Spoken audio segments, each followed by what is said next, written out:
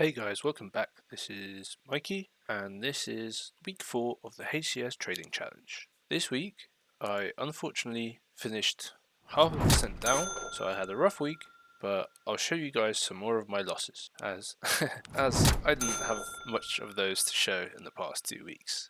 So it just goes to show I'm not perfect, I'm still got a lot to learn. Let's get into it. This week we're starting on EU. I only did one trade on here. We had this big drop in London. We had a break in market structure, and it was finding support at this level, so I just took a little long, 25 pips. I took a partial here, the rest got stopped out around here. Just a quick little profit. The next trades were on British pound, Canadian dollar. I was hoping for faster bounce here once we swept here, but I didn't get it. I took a bunch of losses here. However, it did turn out that my bias was correct, as it did start moving up afterwards. The data was strong for for British pound, but it seems Canadian dollar was stronger, which made it go down. Here, as you can see, I took a number of losses: 1, 2, 3, 4, 5, 6-ish losses, and then finally caught a little something here before I closed it. It did sweep the low one more time, and then from there it was flying for the next 2 days until once again it dropped. This pair is very suspicious to me. It just keeps going up and down. It's in some sort of consolidation, so I'll be keeping an eye on it to catch a nice swing trade once it breaks out of the structure. The last trade on Monday was UJ. I took 2 trades here. One hit stop loss as I took it early, and one after the news, which was fine. The news came out mixed, hence the whiplash effect, but I entered just below here and caught a nice move up around 60 pips. From next week, I'll be allowed to enter second positions into my trades. In this case, I would have liked to enter here to increase my profits. Monday, I finished 0.01% up, so essentially zero. On Tuesday, I took a loss, once again on UJ. I was 0.93% down.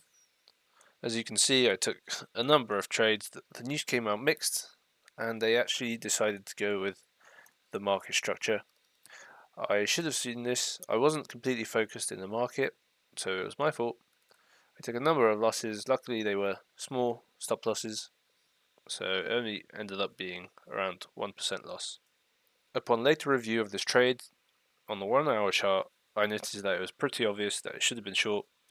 With the mixed results and the surprise bullish news attracting retail, but the sweep with the order block bounce lined up perfectly for a short and push further down, as you can see.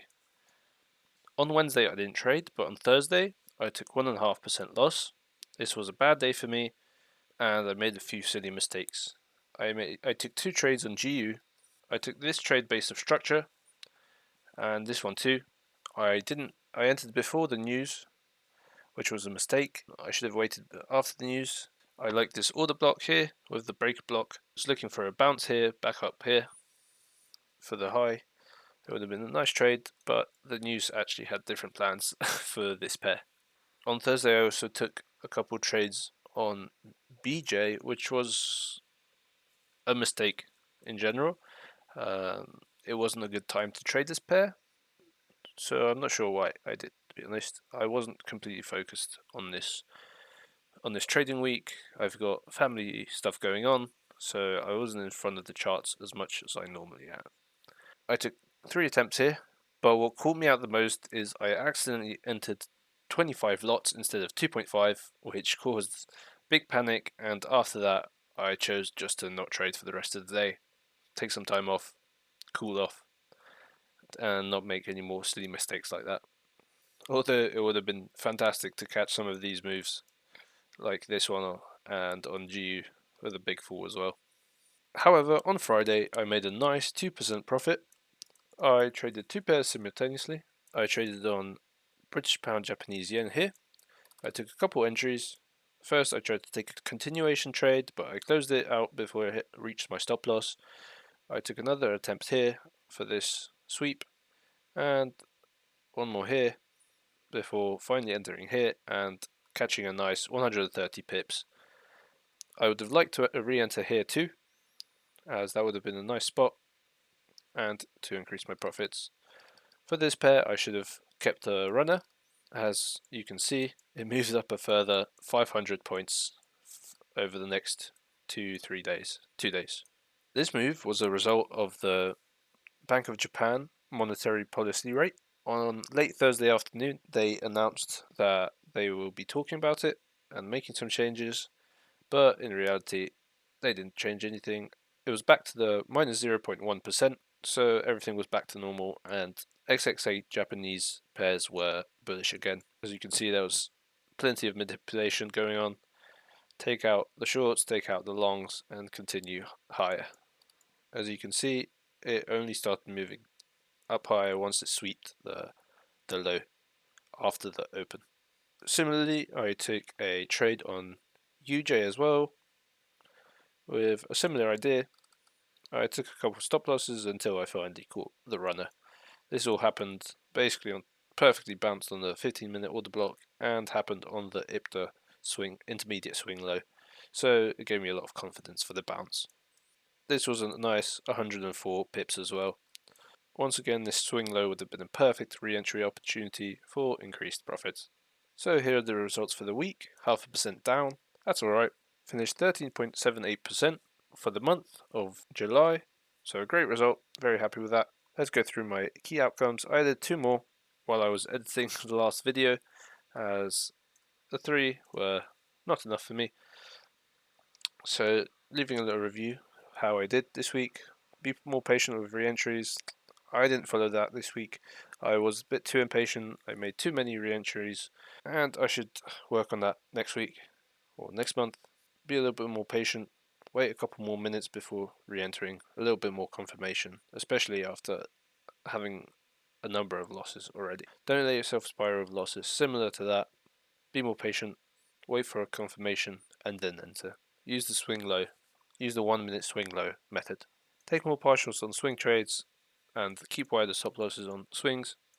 I didn't do any swings this week, so hard to grade that one.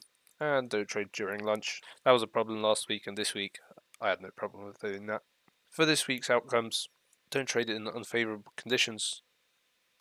First of all, I wasn't at the charts as much as I should have been, so my knowledge and vision wasn't as clear as it should have been, but also I didn't have the best idea of where the rest of the month will take us this week, as all my targets have been met, so I should have probably traded less. Don't trade unless you're 100% in the market, similarly to what I just said. My head was somewhere else, so I should have just left trading. I had a nice profit and should have just taken a week off. Be more patient with re-entries, taking that over from here. Don't let yourself spiral with losses. I need to be more mindful with re-entries, waiting for a confirmation. And lastly, don't trade Mondays. As you can see, I managed to do that for most of the month, but the ones I traded were just not worth the hassle, so I'll leave it next time. Mondays, no good. This marks the end of the challenge. I'll come back to you guys with the results and the standings. Bye bye. Hey guys, just to follow up on the HCS challenge, the month is over and I did in fact come first place. Great, finished with 13.78%. I'm very happy with the result. I have already received my prize and I'll be looking to pass it in the following weeks. I want to thank Ricardo and Jiraiya for hosting the challenge and everyone who participated in it. I want to thank you guys for watching my series, and lastly I want to thank me for doing a great job in the competition. Thank you guys for watching the series, and I hope you join me next series where I try to pass the challenge and stay consistent through to profitability. Thank you guys for watching, and see you next time. Bye bye.